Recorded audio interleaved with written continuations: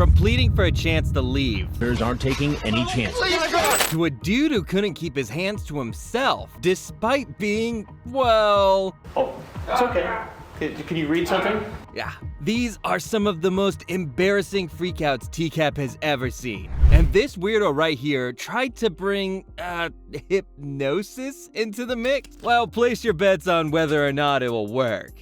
All right, Amanda, this guy should be bringing riding boots. Robert Gerald White, or Gerald White as he liked to go by, was in his early 30s when he decided to dip his toes into the world of internet conversation. Little did he know, he was about to become the star of yet another bizarre and cringeworthy tale on everybody's favorite perp-busting show. So, Gerald got involved with a younger African American because he simply preferred the company of black people. I mean, that's cool, everyone has their preferences, right? But then, out of the blue, he threw in the fact that he was into boots. Says, I'm not going to avoid the subject. I would like to make love to you after we are done boot shopping. Yeah, now you've lost me. To add to the weirdness, Gerald, like so many others, had a hell of an oral fixation. And just when you thought it couldn't get any worse, he started probing about the person's personal history with hypnosis. I mean, this guy was next level crazy. I don't think I have ever come across anything like this in all my days of covering these people. So here's the thing. The dude wanted to hypno-love her. For those who need clarity, it basically means that he wanted to hypnotize her into being infatuated with him. Come on in, Alexia, sweet.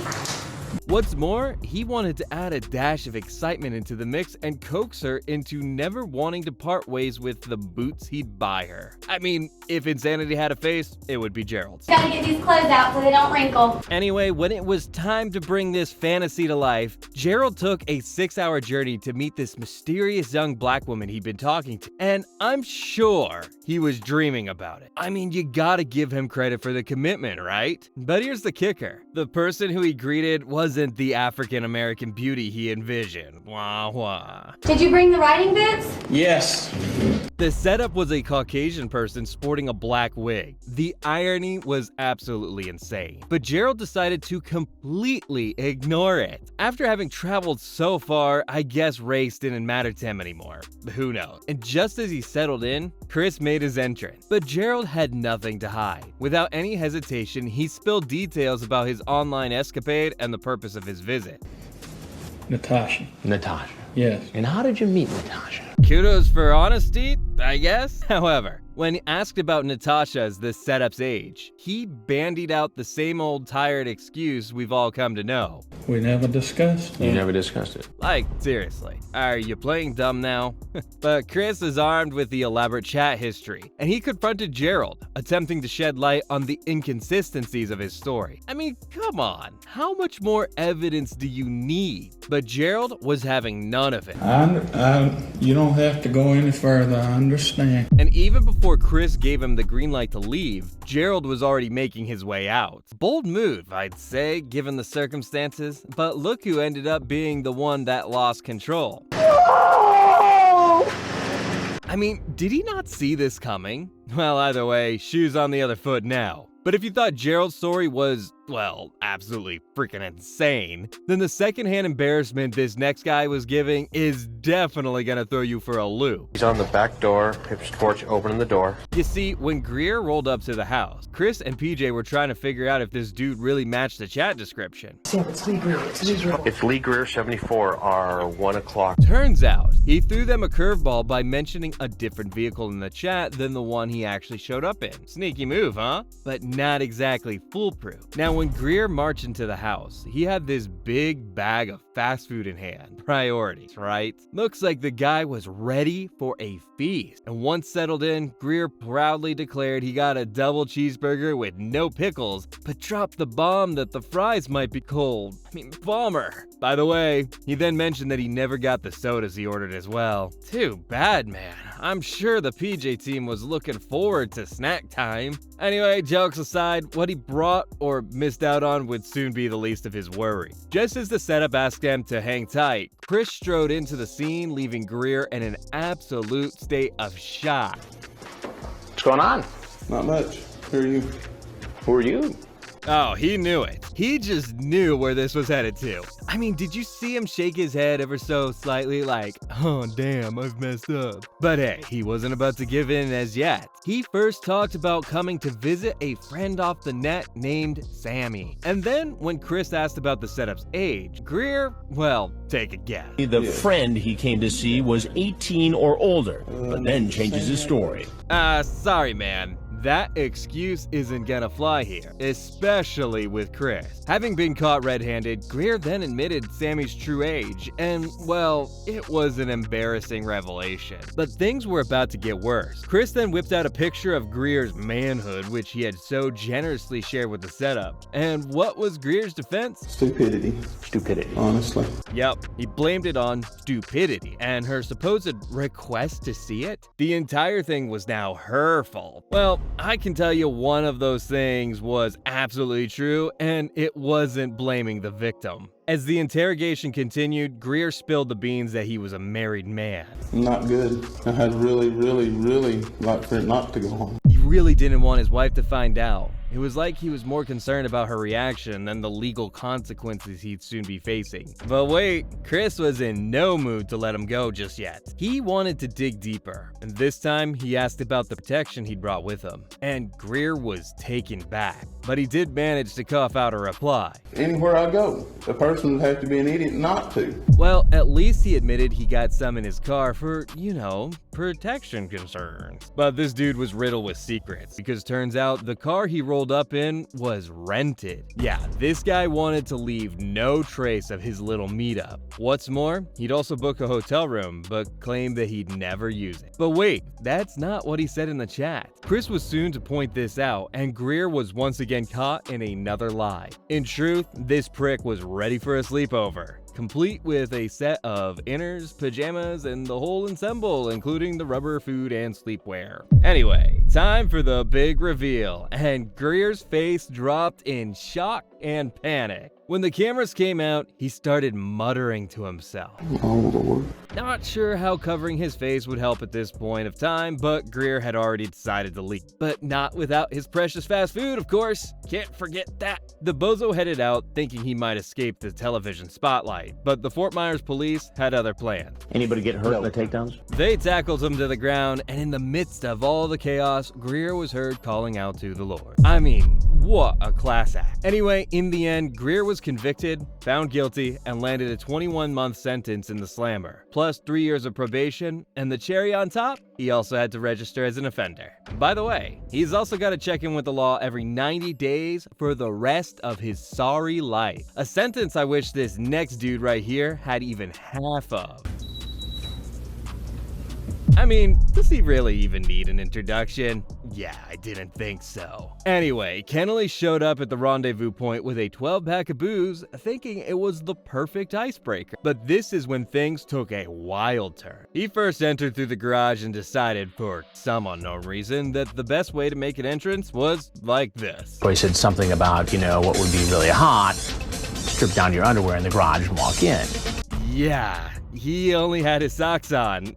I mean, seriously, you don't even know whose house you're walking into. But as if that wasn't awkward enough, he headed towards a stool and did something even more bizarre. According to the details spilled by Chris on his Predators I Caught podcast, Kennelly took a seat and started to count to 100. Now, I'm no mathematician, but I'm pretty sure counting wasn't what had been discussed online. Enter Chris, and he was left utterly speechless at the, wonderful sight before him. I mean, who wouldn't? He immediately grabbed a towel and handed it over to the prick, and at that point, Kennelly looked like he'd die of embarrassment.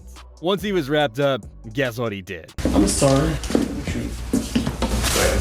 As the questions started to flow, Kennelly, in a stroke of genius, claimed that he had received a mysterious instant message inviting him over. The poor thing had no clue about the real purpose behind this meetup, and yet somehow he showed up like he did. So he just chose you out of the blue and said, come on over, get naked, and walk into the kitchen. Was this guy trying to prove his immaturity or what? Because when asked about the setup's age, he started to make false claims. And as for his occupation, he went from being a school bus driver to a school teacher in the blink of an eye. This guy clearly didn't have a grip on his own story. Meanwhile, Chris couldn't believe the absurdity of the claims of innocence Kennelly was dropping. Neither a teacher nor a bus driver. In fact, he was unemployed and had been for some time. To prove his point, Chris then pulled out the big gun, a picture of Kennelly's explicit internet escapade. And how did this bozo defend himself? Chatting, you're sitting in this kitchen naked. Yeah, apparently it was all talk and no play. He desperately tried to pass it off as casual conversation. And then, with no other way out, he finally admitted that he was in violation of the law. Yes, sir, I did. So you came here knowingly. And since Kennelly was being truthful, Chris decided to reveal that he wasn't the setup's dad, but a media person covering creeps like Kennelly himself. And with that, the camera crew decided to pop out.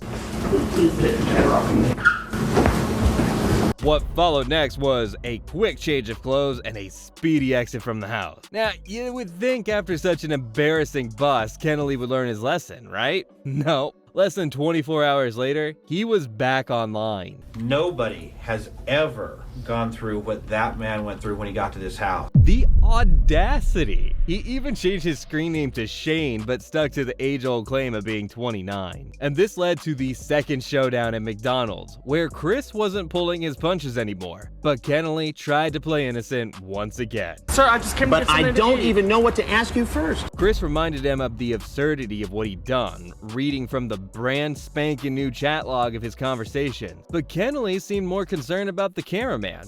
No, I can't, John. I can't do that. That's their job, is to record video and audio. Hold it right there, buddy. You have zero right to be upset here. Chris stepped up to the cameraman, asserting that Kennelly was the only person responsible for his situation. To which, in a feeble attempt, Kennelly tried to blame his actions on a death in the family. I mean, how do they even come up with such excuses? What's more, Chris was finding it hard to believe that Kennelly was seeing a shrink and had 2 appointments the very next day. Got 2 appointments with my psychiatrist tomorrow. What about today? And oh man, does he need it? And although Kennelly immediately left the scene and drove off, the cops followed after him, raiding his apartment and confiscating his computer. With his arrest, the number of charges against him started to mount, and Kennelly eventually had a potential 10-year prison sentence hanging over his head. In September 2006, he was finally handed a suspended 2-year prison sentence, 3 years of probation, registration as a Tier 1 offender, and a ban from online chat room. He was also slapped with a strict, no unsupervised contact with underage individuals clause as part of the whole deal. Something which this next prick should have ideally landed with. So Christopher Cannon was a detective in his own right. And why do I say that? Because after shooting the breeze for a few days, Cannon started asking about the setup's dating history. But oh no, he didn't stop there. He went on to inquire about her purity, handing out unsolicited advice like, save yourself for marriage. But wait, it gets more cringeworthy. Amidst some truly repulsive chats, Cannon started sweating bullets about being set up, and the horrifying prospect of doing serious time in the slammer. It is good. Yeah, the dude was losing it just thinking about the consequences. Practically harassed her to call him repeatedly, desperately looking for some kind of reassurance that she was not an undercover cop plotting his downfall. And once he was convinced, Cannon decided to venture into the territory of explicit question, asking about her, Gil. From there, he bragged about his supposedly colossal, member and announced his plans to bring a camera for an impromptu photography session. Seriously, dude, after all the apprehension, this is what you decided to do? Now fast forward to the grand entrance and Cannon finally made it to the house. Once inside, he casually asked if he could use the restroom, but guess who showed up? Chris. And that's when Cannon came up with this absurd explanation. I just went to test it, that's all. Okay, noted, sir. Really? I mean, is this guy for real? But before you know it, the dude made a hasty dash out of the house, but surprise, surprise, the cops are ready to rain on his parade. Please! Stop! Cannon claimed he wasn't doing anything and just swung by for a casual restroom break. Clearly, he didn't think this cunning plan all the way through. Post-prison, Cannon disappeared in the shadow. Although Chris tried to reach out to him, it was a dead end. Maybe some things are better left in the past. Now for the last prick on this list, a guy who left the entire PJ crew including Chris, tongue-tied. At 41, Falcon thought it would be a grand idea to start chatting with someone he believed was in school. Now, what could possibly go wrong? Well, he kicked things off with a classic move, lying about his age and introducing him as the charming Pepe, a 27-year-old. To add a layer of complexity, English wasn't Falcon's native language, turning his messages into a linguistic puzzle for his chat buddy. But hey, he had a clear message. He wanted to date and, engage in certain activities that cannot be discussed here. Now, when the team decided to go ahead and make a voice verification call, Pepe wasn't having any of it. He insisted on sticking to text messaging, making communication an uphill battle. And here's the kicker. When she tried to make a regular phone call, he picked it up, but the PJ team were met with silence. Absolutely nothing. Fast forward to the big day, and Pepe embarked on a 2.5-hour drive from the glitzy Miami to the sunny Fort Myers. However, his phone became a hot commodity as the setup desperately called him 4 times to no avail. And then finally, the man of the hour arrived. Hey, come on in. Come on in, Pepe. It takes our decoy a while to get him inside. Pepe, although hesitant at first, eventually gave in. He stepped into the house only to stand face to face with the one and only Chris. However, in a surprising turn of events, started to make grunting noises in an attempt to communicate. No. He indicates to me he's deaf. He was deaf, which honestly explained a lot. The man was hard of hearing, but that didn't stop him from showing up. Now, Chris tried to convince him to stay, all the while trying to figure out how to continue with the confrontation. I mean, nobody expected it. But Pepe, probably sensing trouble, decided to make a run for it. What followed next was a quick takedown and a swift transport to the nearest interrogation center. Now the aftermath. Jose Falcon, aka Pepe, found himself in hot water. He was charged with obscene communication using a computer for attempted lewd and lascivious battery. Oh man, quite the mouthful. However, he left on bail the very next day. Fast forward to the legal showdown, and Pepe pled guilty. The sentence? 9 months behind bars and 3 years on the offender registry. Although he got his ticket out of prison sometime in June 2007, for some reason, his name is still on the offender registry in Florida. So did his time get extended? Did he fail to petition for removal? Or did he just decide to keep the title as a badge of honor? The mystery remains. But there are plenty more times that freakouts from the guys caught on the show got embarrassing. Can you think of any I missed? Make sure to drop those names in the comments down below. And if you enjoyed this video, make sure to visit my social media pages, drop a like, subscribe, and turn on my post notifications if you haven't already. And before you leave, if you thought this video was crazy, wait till you see what I got in store for you next.